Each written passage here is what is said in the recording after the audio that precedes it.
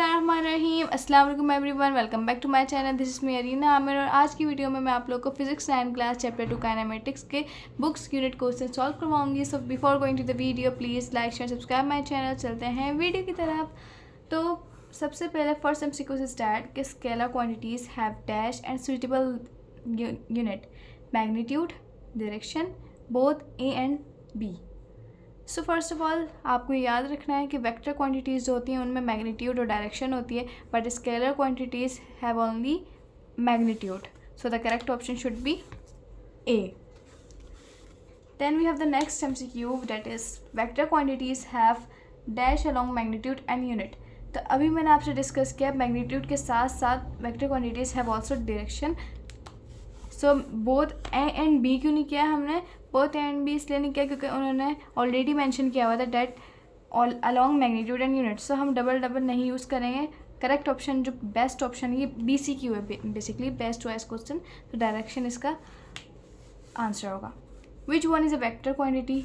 Obviously weight is a vector quantity that follow the vector law. Which one is a scalar quantity? Time is a scalar quantity. Distance is a scalar quantity while displacement is a vector quantity. What is SI unit of acceleration? Meter per second square. Simple. What is SI unit of velocity? Meter per second. Shortest distance between 2 points? Displacement. Why not distance? Because there आपने देखा होगा MCQ में लिखा हुआ है shortest distance। अगर full distance या total distance या longest distance का word use हुआ होता है that this answer should be A, but यहाँ shortest distance mention है, so there's a correct option is displacement, option C. So MCQs का आप लोगों का solve हो चुका है। then अब मैं आती हूँ rest and motion के। तो सबसे पहले define rest and motion। then I have notes from where आप लोगों को मैं बताऊँगी क्या इसका करेक्ट ऑप्शन होगा।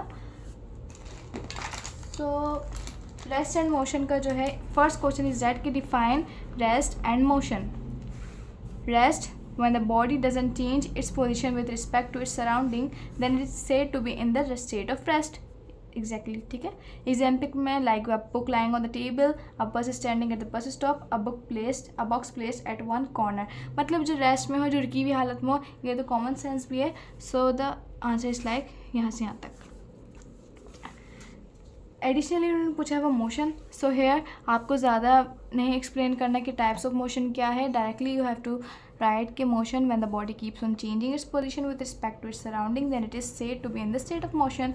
And exactly the for examples आपको एग्जाम्पल भी मेंशन करनी चाहिए, इससे आपका क्वेश्चन स्ट्रॉन्ग हो जाता है। बट ये आपको ज़्यादा लेंथी नहीं करना, जो पूछा जा रहा है बस वही आपको मेंशन करना है। सो एग्जाम्पल में motion of cars, humans, insects, birds and clouds etcetera. So यहाँ से लेके रेस्ट एंड मोशन का यहाँ से लेके यहाँ तक एंड मोशन का यहाँ से लेके यहाँ तक आपका शॉर्ट क्वेश्चन हो रहा है। What is mean by relative motion? Relative motion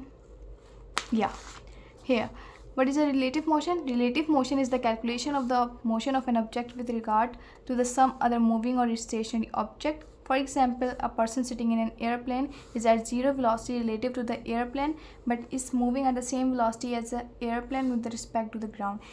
means that कि relative motion जो होता है वो दूसरे वाले के नज़रिए से देखा जाता है कि ऑब्जेक्ट अगर एक रेस्ट पे तो दूसरे वाला उसको शायद मोशन में देख रहा हो। लाइक एन एयरप्लेन में जो बंदा बैठा हुआ वो स्टेशनरी हालत में बैठा हुआ है, बट हम जब उसको यहाँ से व्यू करके देखेंगे सो एयरप्लेन मूविंग कर रहा होगा, डेट्स वाई हमें लगेगा कि वो भी मूव कर रहा है, बट ऐसा नहीं होता। तो रिलेटिव मोशन की ये आपकी एक्सप्लेनेशन हो जाएगी। The question 3। Then we have the question define speed and velocity. Define speed and velocity define speed, the distance covered by unit time is called speed. Then the mathematically speed is equal to total distance covered per total time. V is equal to S upon T. Unit of speed in SI unit is meter per second as we have discussed earlier। अच्छा, हमें types of speed नहीं mention करनी, जितना हमें question में पूछा जाता है उतना ही ज़्यादा करेंगे तो उसमें पॉइंट्स आपके कट आउट हो सकते हैं। Then we have the velocity. Velocity distance covered by a body in a unit time is in specified direction is called velocity. Basically अगर मैं आप लोग को समझाऊँ तो स्पीड और वेलोसिटी में यही डिफरेंस होता है। स्पीड में जो है डायरेक्शन नहीं होती, ये एक स्केलर क्वांटिटी है, एंड वेलोसिटी जो है vector quantity, that's why it has a specified direction. और इसकी ऐसा यूनिट भी मीटर पर सेकंड होता है और फार्मूला भी एग्जैक्टली वही सेम होता है। बस फार्मूला में देखें आपको एक चीज़ नज़र आ रही होगी, स्पीड के साथ डिस्टेंस पर टाइम है, बट यहाँ डिस्प्लेसमेंट पर टाइम है क्योंकि वेक्टर क्वांटिटी, सो फार्मूले में भी वेक्टर ही यूज़ हुआ है। What is difference between distance and displacement? अच्छा, बुक में भी इसका आंसर मेंशन है, बट एडिशनली अगर आपको यहाँ से भी चाहिए हो तो ये बहुत ज़्यादा शॉर्टर हुआ है। That is distance and displacement, space between 2 points is called distance, and least distance from one point to another point is called displacement, denoted by s, denoted by d. Scalar vector only needs magnitude for specification, it needs magnitude as well as direction for specification. So we have the next question, define acceleration. Here acceleration is a rate of change of velocity is known as acceleration. It is a vector quantity as we have discussed, and vector quantity follows the vector laws. और acceleration जो है mathematically इसका जो है ऐसा unit है metre पर second square, and इसका जो फॉर्मूला है वो डेट इज वेलोसिटी पर time, that is v/t. Now we have the numerical. Calculate the acceleration of a burst that speeds up from 20 meter per second to 40 meter per second in 8 seconds. So सबसे पहले मैं आप लोगों की इसके example दूंगी, then we have हम move करेंगे आगे. बट फर्स्ट ऑफ ऑल ये है कि a car travel 700 metre in 35 second. What is the speed? Speed का हमने फार्मूला भी डिस्कस किया, v=s/t, s is given the 700 and time given 35. Simply the answer is 20. Now अब हम बुक एक्सरसाइज की तरफ चलते हैं, एंड बुक एक्सरसाइज में जो क्वेश्चन है that is calculate the acceleration of a bus that speeds up from the 20 to 40 in 8 second. So हमें इक्वेशन ऑफ मोशन हमें याद है, सो उसके हिसाब से vf is equal to vi - at. सो यहाँ से अगर a अलग से निकाला तो a is equal to vf - vi/t. यहाँ वैल्यूज़ को करना है put, then we have the answer 20/8, और वी कैन से 2.5 metre per second square.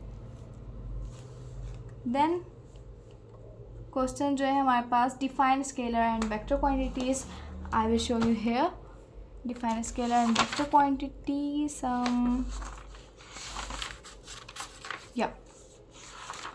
There is a scalar physical quantities. Scalar quantities do not need direction. यहाँ से आप लोग ले सकते हैं. Scalar direct quantities do not need direction for the description. Scalar quantities are denoted by letters in ordinary type. वो add भी हो सकती है, सब्ट्रैक्टेड भी हो सकती है, मल्टीप्लाइड भी हो सकती है, डिवाइडेड भी हो सकती है, सिंपल रूल्स ऑफ अलजेब्रा से. देन एग्जाम्पल्स में आप ये मेंशन कर सकते हैं, बट नीड नहीं है इतना ज़्यादा एक्सप्लेन नहीं करें क्योंकि जो आपको क्वेश्चन कह रहा है उसी पे. Then we have the vector quantities, physical quantities having both magnitude and direction with appropriate units known as vector quantities. बस इतना ही सिंपल से हमें इसका आंसर देना है. Then we have how represent vector quantities are represented graphically. How can question 19 ये पूरा आपको याद करना है. How can vector quantities be represented graphically? To represent a vector quantity graphically, we draw a line known as representation line, right? Just like this. The length of the line drawn is according to the some selected scale. Give the magnitude of vector and an arrow on one end of this line shows the direction of the vector. The question 19. Question 19 जो है वो हमारा solve हो गया. अब हम चलते हैं बस. अब न्यूमेरिकल है. बस is moving on a road with 15. Numerical ये रहा. अब बस is moving on a road with 15 meter per second and it accelerates 5 meter per second square. Final velocity क्या होगी after 6 सेकेंड. तो टाइम मेंशन है, एक्सेलरेशन मेंशन है, initial velocity mention है.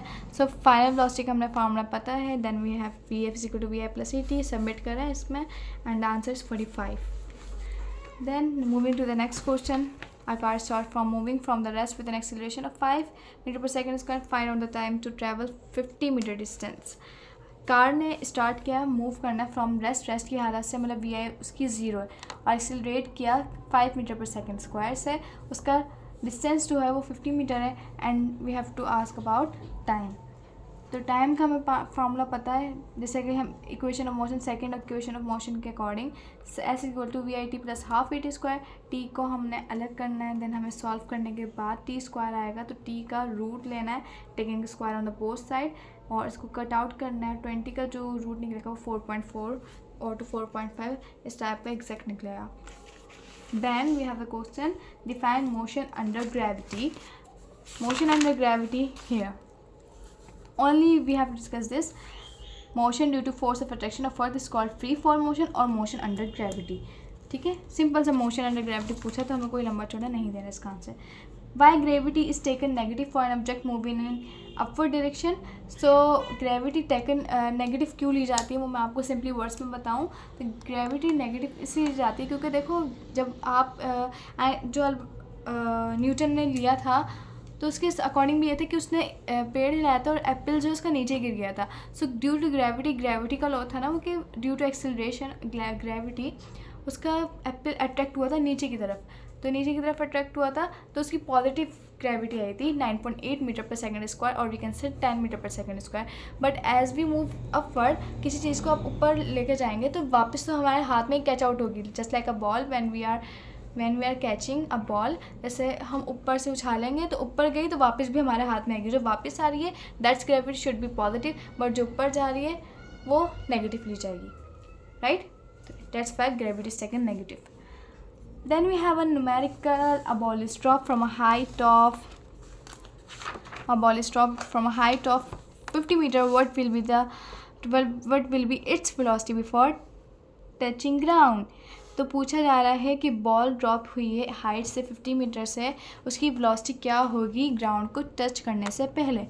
तो इनिशियल वेलोसिटी हमें गिवन है, so it's 0 and gravity is 10 metre per second square and height is 50 meter, gravity 10, but exact अगर बताया तो 9.8, बट आप लोगों को सिंपली ये सॉल्व करना है, that is 10 using the third equation of motion that is 2gh is equal to vf square minus v square and put करना है हमें वैल्यूज़ 2g की वैल्यू 10, h की value 50, vf we have to find and v is 0। देन हमें subtract करना है और इसको स्क्वायर ऑन बोथ साइडिंग square root on both side करना है। देन हमारे पास एग्जैक्ट आप कैलकुलेटर से करना तो 31.62 answer. Now moving to the next question, if a body is thrown upward with vertical velocity 50 meter per second, calculate maximum height which body can reach. हमें इसमें height पूछा जा रहा है एंड वर्टिकल वेलोसिटी गिवन है, maximum height पूछ रहा है। तो इनिशियल देखो इस थ्रोन अप मतलब वही इनिशियल पॉइंट था जब ऊपर थ्रोन की थी, तो इनिशियल वेलोसिटी उन्होंने दी हुई 50 मीटर पर सेकंड और जब वापस आई तो वो 0 दी हुई क्योंकि उन्होंने बताया भी नहीं है, लेकिन स्टार्टिंग पॉइंट में बताया हुआ, that's why we have mention v i is equal to 50 and v f is equal to 0। अच्छा जी जो है वो -10 क्योंकि उन्होंने स्टार्टिंग पॉइंट बता दी कि ऊपर जब बॉल ऊपर की तरफ जा रही है देन द ग्रेविटी के अगेंस्ट जा रही है एंड ग्रेविटी के against -10। Using the third equation of motion h इसमें हमें फाइंड करना है 2gh is equal to v f square minus v square, h को हमें अलग रखना है and the final answer is 125 metre. Now we have the last question of this exercise that is a ball falls down. अब देखो यहाँ ball जो है डाउन फॉल कर रही है फ्रॉम टॉप ऑफ हाइट से नीचे फॉल कर रही है विद द हाइट ऑफ, जो नीचे फॉल कर रही है that is about 70 metre. How long will the ball take to reach the ground. अब ग्राउंड में पहुंचने पे कितना टाइम लगेगा। अब यहाँ देखो इसमें वी आई इनिशियल वेलोसिटी ही 0 दी हुई है, उन्होंने कोई मेंशन नहीं किया, उन्होंने बोला बस नीचे जा रही है एंड नीचे जा रही है और जी इन्होंने 10 दिया हुआ है और नीचे जा रही है तो मतलब डाउनवर्ड जा रही है, ग्रेविटी के अगेंस्ट नहीं जा रही है, डेट्स व्हाई 10 पॉजिटिव में लिया जाएगा। एच जो है वो 70 मीटर होगा, टी हमें फाइंड करना टाइम और सेकंड इक्वेशन ऑफ मोशन के हिसाब से h equal to v t plus half t square, h हमें गिवन है 70, वी आई इज़ 0 क्योंकि गिवन नहीं है and t is time is given time we have to find half, g is 10 and t square we have to find. तो हमने इसको पूरा solve करना है। देन टी स्क्वायर का taking root on both side, 14 का root is 3.7, that's the answer. और आज मेरा आप लोगों को चैप्टर 2 की full complete exercise with explanation explain किया है और मैंने अपना बेस्ट दिया आप लोग को एक्सप्लेन करने में। अगर आपको वीडियो अच्छी लगी हो तो प्लीज़ लाइक शेयर करना ना भूलिएगा और मुझे और अपने प्यार का बहुत सारा ख्याल रखें, मुझे अपनी दुआओं में ज़रूर याद रखें। तब तक के लिए अल्लाह हाफिज़।